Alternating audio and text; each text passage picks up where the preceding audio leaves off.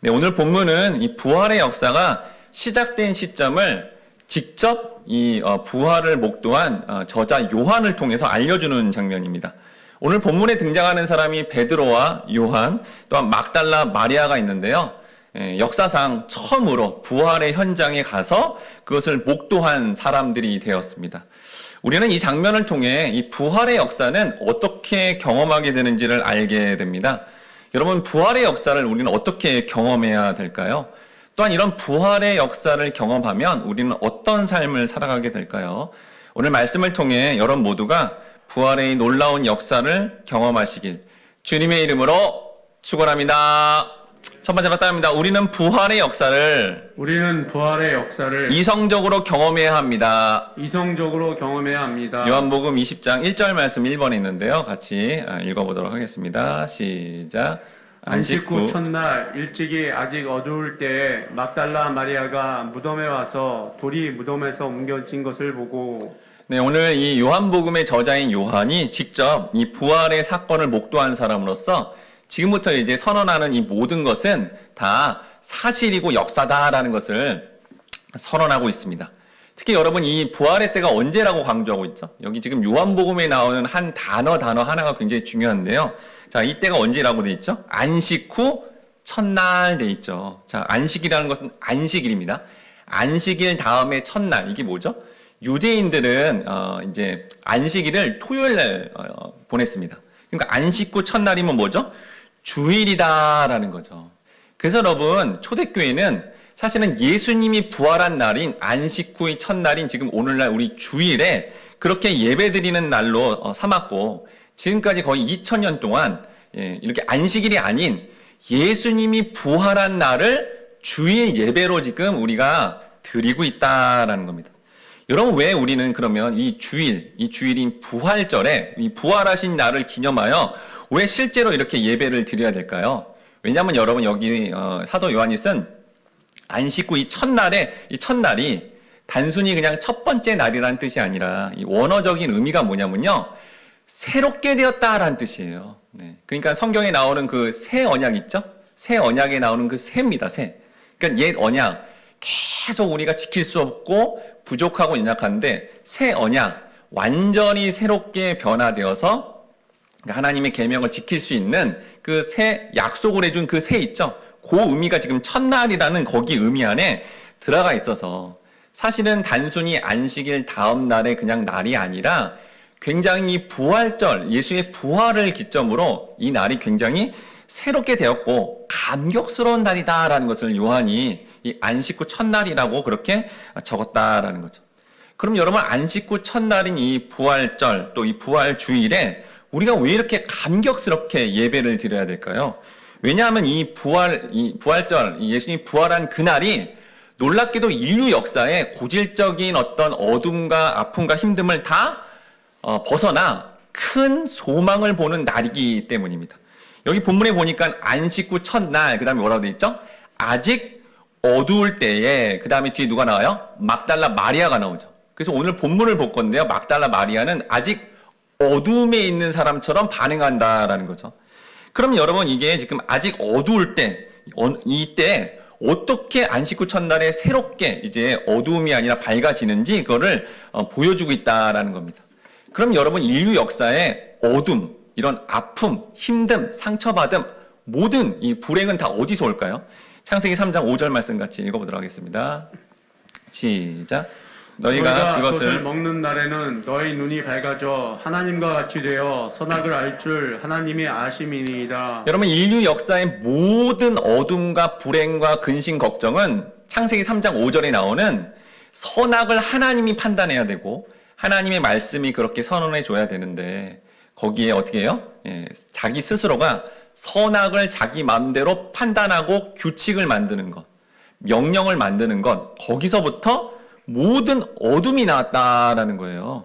그러니까 자기가 이게 옳아, 이렇게 해야 돼, 규칙을 세우면 그게 자기와 같이 있는 모든 사람들에게 어둠을 준다라는 거죠. 특히 여러분, 강력한 어둠은 뭐냐면 종교적인 어떤 생활을 통해 그 종교 생활 가운데, 성경은 그렇게 얘기하지 않는데 그 종교 생활 가운데 자기만의 어떤 규칙과 규정을 만들어서 자기를 속박하고 다른 사람을 그걸 가지고 판단하는 게 성경이 말하는 가장 큰 어둠이며 모든 인류는 이 어둠 때문에 사실은 불행하고 힘든 거를 겪었다라는 겁니다. 여러분 예수님 당시에도 이 구약적 사고관에 입각해서 유대인들은 뭘 지켰죠? 십계명을 지켰습니다. 십계명. 1에서 십계명을 다 지켰어요. 근데 여러분 웬만하면 십계명은 다 지킵니다. 살인하지 말라, 도둑질하지 말라. 웬만하면 지켜요. 근데 잘 지키기 어려운 조항이 뭐냐? 4계명인 안식일을 지키는데 안식일이 뭐라 되어 있죠? 일하지 말라라고 되어 있죠. 요게 되게 추상적인 거예요. 그래서 이 유대인들이 종교적인 규항을 성경이 얘기하지도 않았는데 어떤 건 일하는 건지 어떤 건 일하지 않는 건지 수천 가지를 만들어 놓은 거예요. 수천 가지를 만들어 놓고 안식일만 되면 이제 서로 이제 감시합니다. 감시. 네. 그거 지키나 안 지키나. 먹는 거, 움직이는 거 다 이렇게 지켜보는 거예요. 이게 뭐예요? 어둠이라는 겁니다. 어둠. 이 조항 만들어놔가지고 그걸 지켜서 1등부터 몇천 등까지 자기가 등수를 매겨서 자기는 조금 높은 존재야. 이거를 하고자 수천 가지 조항을 만들어서 여러분 그렇게 감시하는 게 인류 역사의 가장 큰 어둠이 되었다라는 거예요. 여러분 지금 우크라이나 땅에 그런 큰 아픔과 힘듦 다 누구 때문이죠? 푸틴이 정한 하나의 규칙, 그가 만든 어떤 규칙과 규례 때문에 지금 이 일이 다 일어나고 있는 겁니다. 그러니까 한 독재자가 이렇게 자기만의 규칙, 북한의 김정은이라는 지도자가 만든 규칙 때문에 그거 규칙 안 지키면 죽는 거잖아요. 이게 모든 인류, 모든 공동체, 가정, 개인 생활에 자기가 만든 어떤 규정, 규칙 때문에 선악을 자기가 판단해 버림으로 말미암아 모든 어둠, 불행이 여기서 나왔다라는 거예요. 마태복음 12장 2절 말씀 같이 읽어보도록 하겠습니다. 시작. 바리새인들이 보고 예수께 말하되 보시오 당신의 제자들이 안식일에 하지 못할 일을 하나이다. 자 여기 보세요. 바리새인들이 그냥 안식일에 잘 쉬고 하나님께 예배하고 이래야 되는데 뭐 하고 있죠? 예수의 제자들이 저거 율법 지키나 안 지키나, 저 규정 지키나 안 지키나 이걸 감시하고 있었다는 거예요. 안식일인데 안식이 안 되는 거예요. 자기 스스로 만든 규칙 때문에 그렇다는. 서로를 자기가 만든 판단으로 이게 가정이든 공동체든 회사든 어느 인간관계든 자기가 만든 규칙을 만들고 그 규칙을 잘 지키는지 안 지키는지 보는 순간 모든 어둠, 모든 불행은 다 여기서 나온다라는 거예요. 그런데 예수가 죽으셨다가 다시 살아나는 이 부활 사건을 통해 인간 역사가 다 지금까지 정한 그 강력한 무슨 지도자가 정한 모든 규칙과 모든 거를 다 없앴다는 거예요. 다 사라졌다는 걸 선언한 겁니다. 이게 지금 안식 후 첫날, 안식일이라는 걸 지키려고 그동안 막 했던 그런 것들이 다 이제 깨지고 첫날 새롭게 되었다는 거예요. 뭐가 새로워져요? 이제 인간의 규칙은 다 사라지고요. 하나님의 말씀만이 우리에게 주어지는 새날, 새로운 시기가 왔다라는 것을 선언해 주는 게 지금 요한이 정한 안식 후 첫날에 아직 어둠에 있지, 이제는 이 날이 올 거야. 모든 불행과 근심 걱정과 그런 규칙들은 다 사라지게 될 거야 라는 것을 선언한 게 이 안식 후 첫날이라는 이 의미에 다 들어가 있다라는 거. 이게 여러분 부활절의 의미예요. 여러분 이 말씀만 제대로 깨달아도 우리는 오늘부터 당장 새로워질 수 있습니다. 오늘부터 당장 정말 우리는 가정과 공동체와 이 나라 민족 가운데 이 말씀을 받아들이는 순간 완전한 이 땅에서 작은 천국을 경험할 수 있다라는 거죠. 그래서 예수님이 이렇게 말씀했습니다. 요한복음 8장 32절 말씀 같이 읽겠습니다. 시작. 진리를 알지니 진리가 너희를 자유롭게 하리라. 여러분 진리가 뭔데요? 진리가 복음이죠. 어떤 복음이요? 십자가와 부활의 이 복음, 이 진리가 너희에게 주어지면 스스로 계속 명령과 규례와 규칙을 지켰던 모든 그 속박에서 어떻게 돼요? 완전히 자유하게 된다라는 것을 뭘로 보증한다는 거예요? 예수의 부활로 보증하겠다라는 것을 이렇게 부활이 시작될 때 안식 후 첫날이라는 단어를 통해서 우리에게 선언되었다라는 겁니다. 그래서 이제 성경이 이렇게 안식 후 첫날에 모든 인류가 그런 명령과 규례와 규칙에서 벗어나 참 자유를 누려야 되는 것을 이제 깨닫고 받아들이도록 이걸 이제 설득해야 되잖아요, 성경이. 그래서 이제 어떻게 되냐면 이 부활이 실제 역사를 살아가는 인간의 역사 속에 나타났다는 거, 그리고 그렇게 주어졌다는 것을 이성적으로 우리 설명해주고 받아들이게 합니다.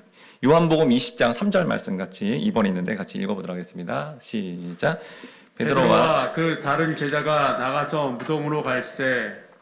여러분, 이 베드로와 요한, 예수님 제자 중에 아주 대표적인 제자죠. 이들이 무덤이 비었다는 여인의 얘기를 듣고 어떤 주저 없이 바로 달려나간다라는 겁니다. 자, 이런 실제 있었던 사건을 기록함으로 말미암아 이 부활에 대해서요, 거짓 주장을 하는, 반박하는 실질적인 이성적인 증거가 됩니다. 마태복음 28장 12에서 13절 말씀 같이 읽어보도록 하겠습니다. 시작.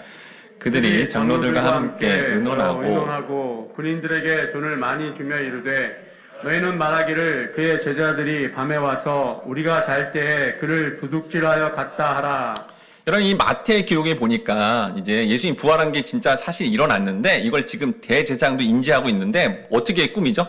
이 계략을? 돈을 주어서 그 무덤을 지켰던 군인들에게 거짓 소문을 내서 그런 일이 일어난 것도 아닌데 이 예수의 제자들이 예수의 시신 시체를 가져갔다, 이렇게 소문을 냈다라는 거죠. 그런데 요한복음에 보니까 여러분, 만약에 제자들이 그렇게 했다면 이 제자의 대표로 있는 베드로, 또 아주 중요한 제자로 있었던 요한이 그거를 만약에 그렇게 말한 게 진짜, 그 거짓 소문이 진짜라면 그 얘기를 들었다고 바로 달려가겠습니까?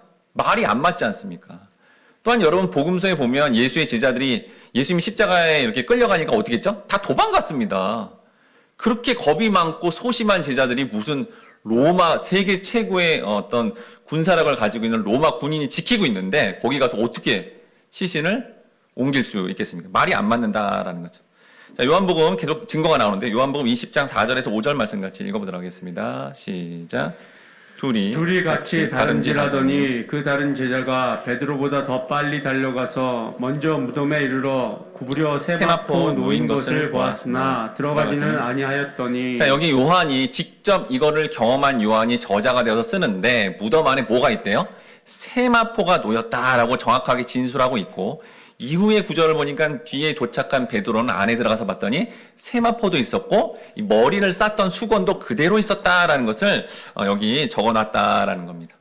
여기 여러분, 예수의 시신을 쌌던 이 세마포는 이 성경에 보면 아리마대 요셉이라는 아주 부자가, 큰 부자가 아주 비싼 천으로 만들어 놓은 그런 의복 재료입니다. 만약에 여러분 예수의 시신을 누가 도둑질해 갔다면 이 비싼 가치가 있는 세마포를 놔두겠습니까? 같이 가져가겠죠, 당연히. 근데 그게 있다는 것 자체가 예수가 부활했다는 증거가 된다라는 겁니다. 그리고 이 모양을 봤더니 여기 지금 모양을 기록하는데 세마포가 있고 그다음에 머리 위에 수건이 있는데 마치 이게 있었는데 이렇게 이 모양이 있었죠. 육체의 모습이 있는데 예수가 부활하자 그게 쓱 빠져나간 거예요. 쓱. 정말 신비스럽게 빠져나간 거죠. 그래서 그 모양이 그대로 그렇게 있었다라는 겁니다.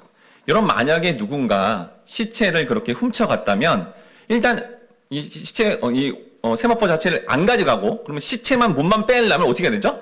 이걸 막 어떻게 구겨놓겠죠. 예, 여러분 뭐 어디 도둑질하고 하는데 막 이거를 가지런히 이렇게 원래 모습대로 하는 그런 도둑은 없죠. 이게 말이 안 맞는 거죠. 그리고 그렇게 가지런히 개켰다 그래도 그 모양을 봤더니 신비스럽게 이렇게 육체로 어떤 모양이 있다가 그것만 쏙 빠져나가는 모양을 만들어 놓을 수는 없다라는 거죠. 정확하게 사실적인 기록을 통해서 지금 예수의 시신이 대제사장의 계략처럼 이렇게 가져간 거, 도둑 맞은 게 아니라 명확하게 요한이 적은 이 말씀을 통해 예수님은 부활하셨다라는 것을 사실적으로 증거함으로 우리로 하여금 이성적으로 인식이 되도록 그렇게 정확하게 말씀하고 있다라는 겁니다. 요한복음 20장 8절에서 10절 말씀 4번에 있는데요. 이런 이성적으로 인식할 수밖에 없음을 제자들도 경험해요. 같이 읽겠습니다. 시작. 그때야 무덤에 먼저 갔던 그 다른 제자도 들어가 보고 믿더라.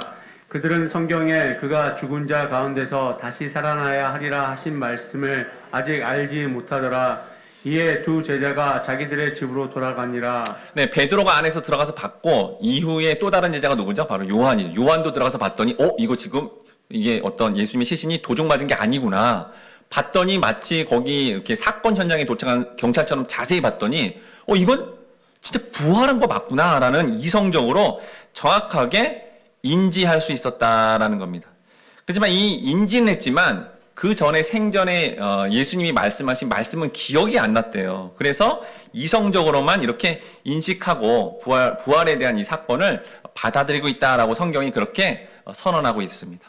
여기 영국의 탁월한 저널리스트였던 이 프랭크 모리슨이라는 이 사람이 뭐 예수의 부활절을 맞이한다 막 이렇게 영국 안에서도 이렇게 막 외치니까 야 무슨 죽은 자가 살아나 말도 안 돼. 그래가지고 이 예수의 부활은 전부 허구고 거짓말이야 라는 생각으로 이제 그거를 사실적으로 고증적으로 또 이렇게 고고학적으로 법률적으로 또 문서적으로 이렇게 조사를 해서 누가 돌을 옮겼는가라는 책을 내려고 이 사람이 수년간 그 성지에 해당되는 거기 예루살렘에도 가고 또 그런 것들을 열심히 이제 연구하고 자료를 참고했다고 합니다.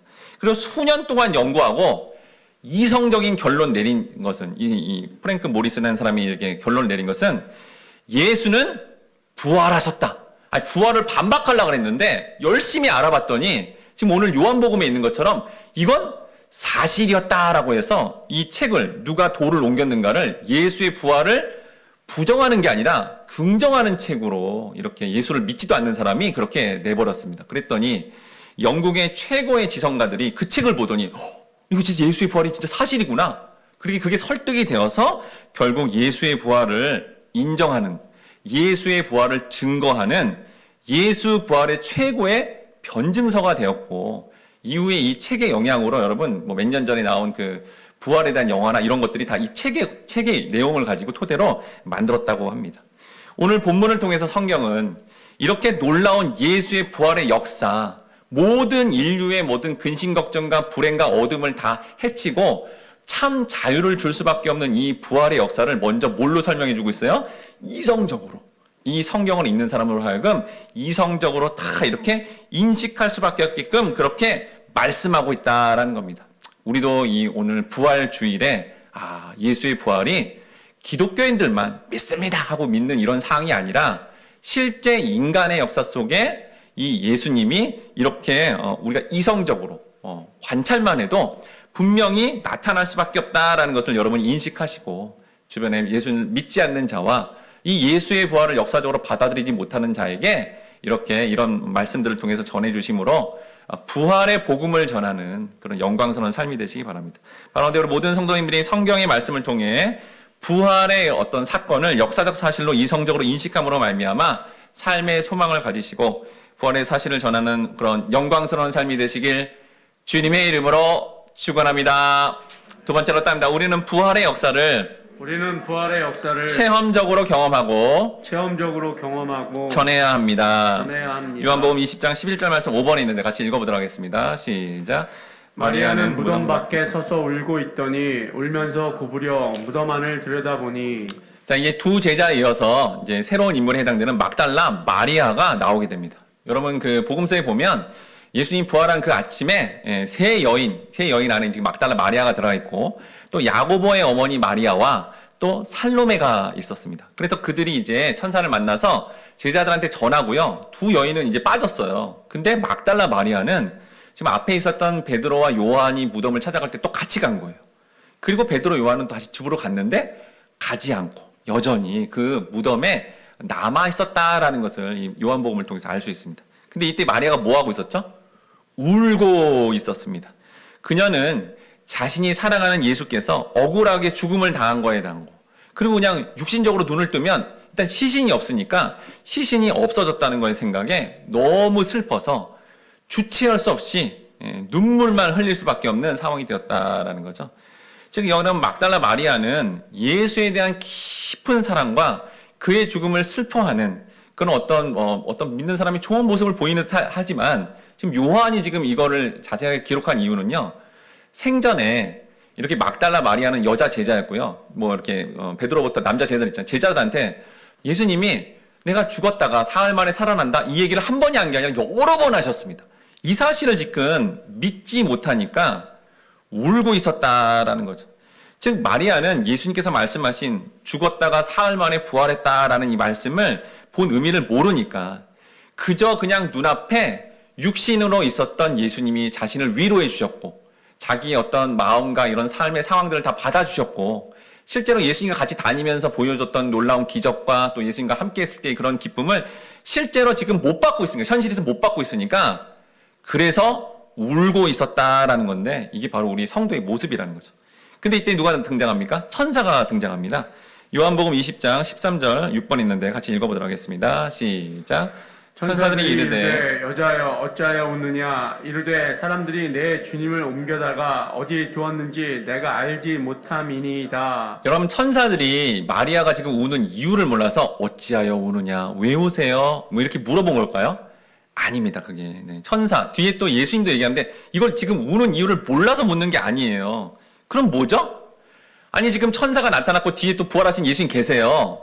아니, 지금 왜 울고 있는 거야? 지금 예수가 부활했는데, 예수님 부활하셨는데 이걸 깨닫고 기뻐해야지 왜 슬퍼하고 울고 있는 거야? 라고 책망하는 겁니다. 근데 놀랍게도 이 책망을 천사만 한 게 아니라 뒤에 15절에 예수님도 똑같이 얘기합니다. 너희들 왜 울고 있는 거야? 지금 내가 부활했고 이 새날, 명령과 규례를 뛰어넘는 이 새날을 내가 보증하고 있는데 왜 삶에서 울고 있는 거야? 라고 그렇게 기쁜 일이야? 라는 거를 선언해주고 있다라는 거죠.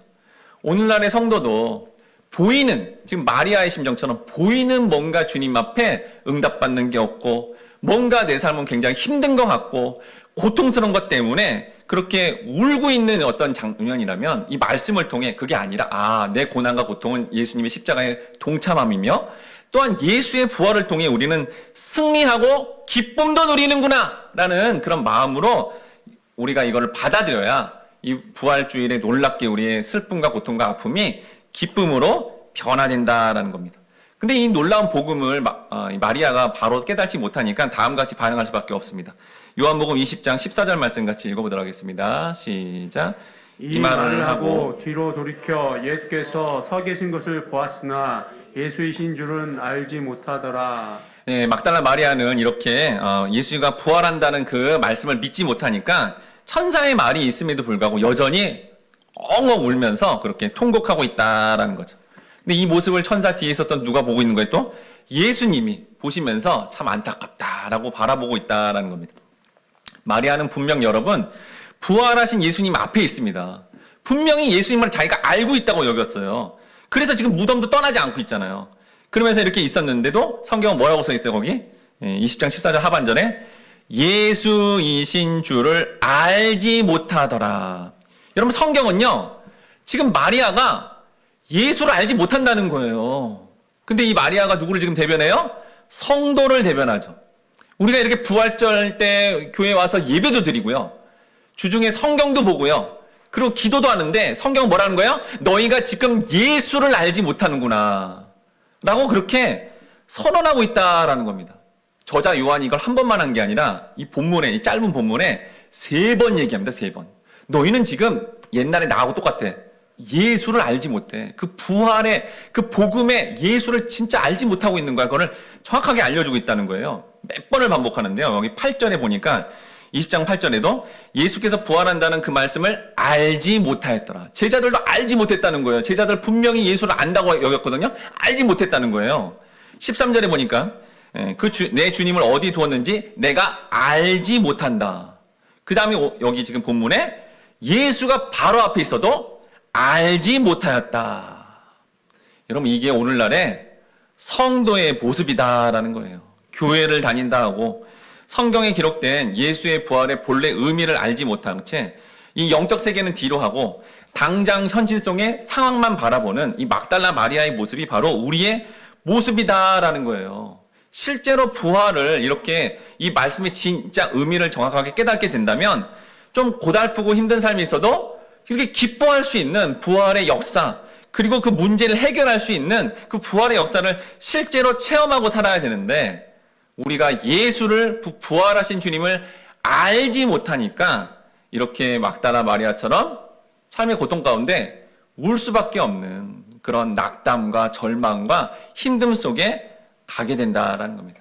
그럼 여러분, 이 막달라 마리아 같은 우리 같은 성도가 이 부활의 주님을 제대로 만나 이 부활의 놀라운 역사를 경험하려면 우린 구체적으로 우선적으로 무엇을 먼저 알아야 될까요?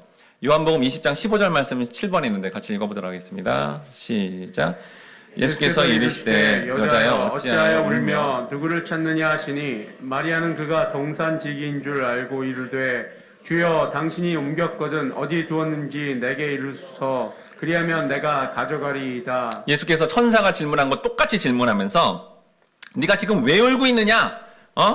이런 지금 내가 부활한 주님이 바로 있는데 왜 울고 있느냐? 그렇게 책망조로 말씀했다라는 겁니다. 그런데 이 마리아는 그게 또 안 들려와서 뭐라 그러죠? 예수인지도 모르고 동산지기입니까? 동산지기입니까? 그가 어디 있습니까? 제가 그 예수의 시신을 가져가겠습니다. 라고 얘기합니다. 여러분 이게 그냥 문자로 이렇게 돼 있지만 실제 만약에 예수님이 이렇게 부활하지 않고 진짜 시신이 그렇게 됐다면 어떻게 된 거죠? 남자, 시신, 청년 같은 어른, 남자 같은 시신이 사흘이 지났어요, 여러분. 그럼 어떻게 됐죠? 썩고 있잖아요. 근데 그걸 여인이 짊어지고 자기가 옮기겠다는 거예요. 자, 이 모습이 막 신앙적으로 열정이 있구나.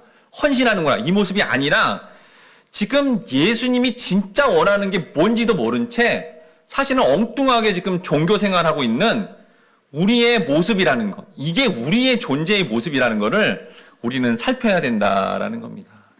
여러분, 부활하신 주님이 또 하나님이 성도인 우리에게 진짜 원하시는 게 뭐죠? 지금 이런 질문을 통해서 우리에게 진짜 원하시는 게 뭐예요? 여러분, 하나님 뭘 원하십니까? 여러분에게. 뭘 원해요?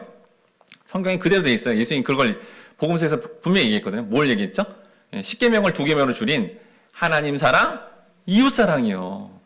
우리가 여기에 관심을 가져야 돼요. 하나님을 사랑하니까 예배하고, 하나님을 사랑하니까 말씀을 사모하고, 하나님을 사랑하니까 기도하는 그 사랑이요. 이웃에 대해서는요. 미움과 비판과 이게 아니라 그래도 사랑해야지. 그래도 또 이렇게 사랑으로 표현해야지. 여러분 이거에 하나님이 우리에게 바라신다는 거예요. 또 하나님, 예수님이 뭘 우리에게 바라시죠? 부활하신 주님이 우리에게 바라시는 게 뭐예요? 모든 족속에게 말씀을 가르쳐 지키게 하라. 여러분 주님은 이 두 가지만 원하세요. 하나님 사랑, 이웃 사랑. 이 복음의 말씀을 자기만 알지 말고 다른 사람들한테 모든 족속에 가서 가르쳐 지키게 하라.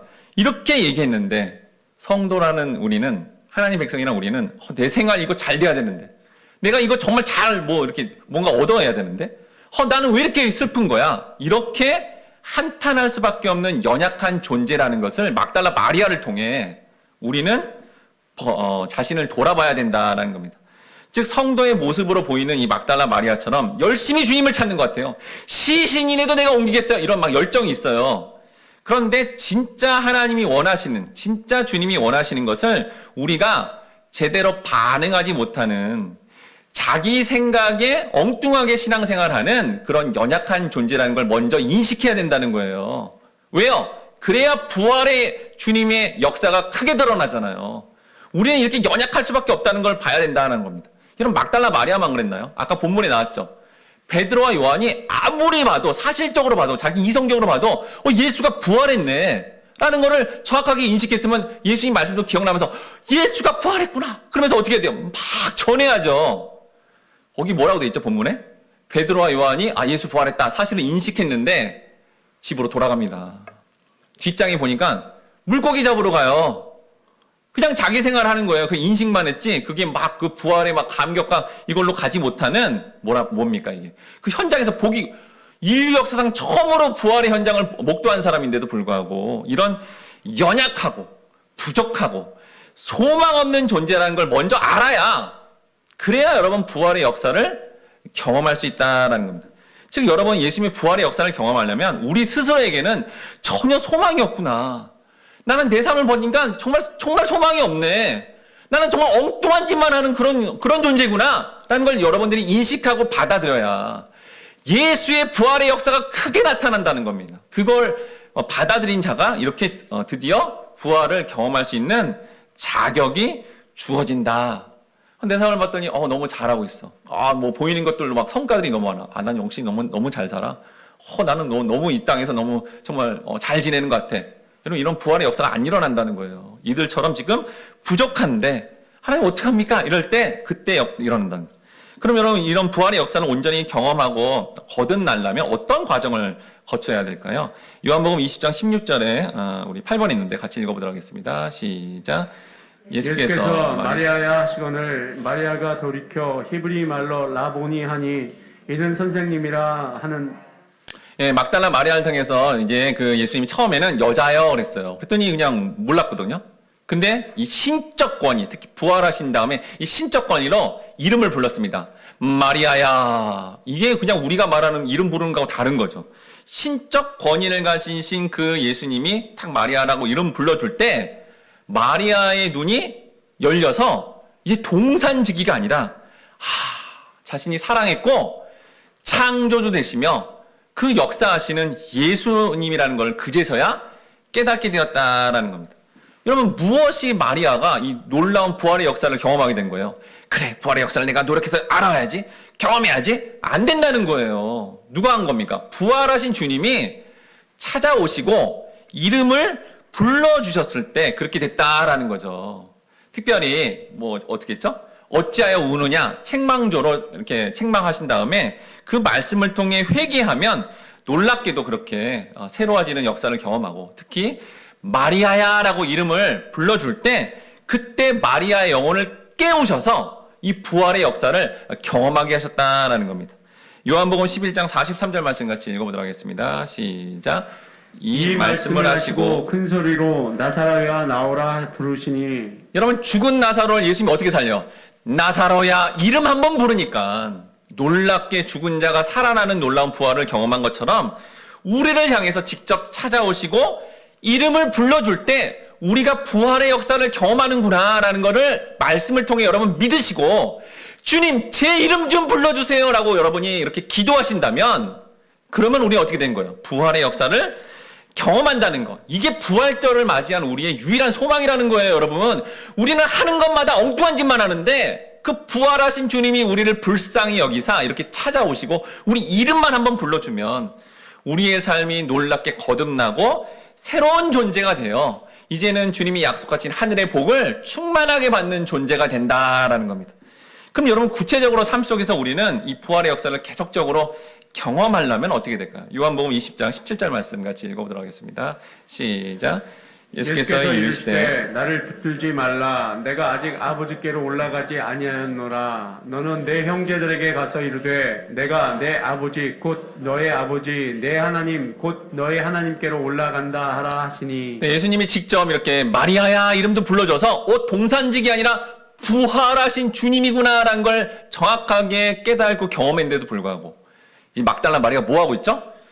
지금 이렇게 그 옷을 붙잡고 꽉 놓고 놓아주지 않고 있는 거예요. 이 원어상 보니까 꽉 붙잡아 놓지 않다라는 뜻이에요, 이게. 부활하신 주님을 꽉 잡고 있는 거예요. 왜요? 여러분, 마리아의 이름의 뜻이 뭐냐면 마라, 쓰다라는 뜻입니다. 즉 이게 뭐냐면 인생의 쓴맛을 본 그런 존재들은 자기를 도와줄 지금 눈으로도 보이는 그 존재를 이렇게 그냥 붙잡고 놓지 않으려고 한다는 거예요. 그런데 여러분, 부활의 역사를 경험하려면 지금 눈에 보이는 걸 어떻게 해야 되죠? 내려놔야, 그래야 믿음으로 부활의 역사를 경험할 수 있는 과정으로 간다라는 겁니다. 그런데 막달라 마리아뿐만 아니라 생전에 제자들도요, 예수님을 따라다니면서 예수님 봤더니 왕이 될 것 같은 거예요. 저 왕 내가 그냥 그대로 따라가면 장관 하나는 되겠다라는 생각으로 이렇게 따라다녔거든요. 근데 예수님 자꾸 뭐라 그래요? 나는 이제 죽는다. 죽었다가 살아난다. 근데 이제 죽는다. 그거밖에 생각이 안 드는 거죠. 죽는다라고 생각하니까 죽지 말아야 돼요 하면서 이렇게 붙드는 모습이 똑같은 모습입니다. 마태복음 16장 21절에서 23절 말씀 마지막인데 같이 한번 읽어보도록 하겠습니다. 시작. 이때로부터 예수 그리스도께서 자기가 예루살렘에 올라가 장로들과 대제사장들과 서기관들에게 많은 고난을 받고 죽임을 당하고 제3일에 살아나야 할 것을 제자들에게 비로소 나타내시니 베드로가 예수를 붙들고 항변하여 이르되 주여 그리 마옵소서 이 일이 결코 죽게 미치지 아니하리이다. 예수께서 돌이키시며 베드로에게 이르시되 사탄아 내 뒤로 물러가라. 너는 나를 넘어지게 하는 자로다.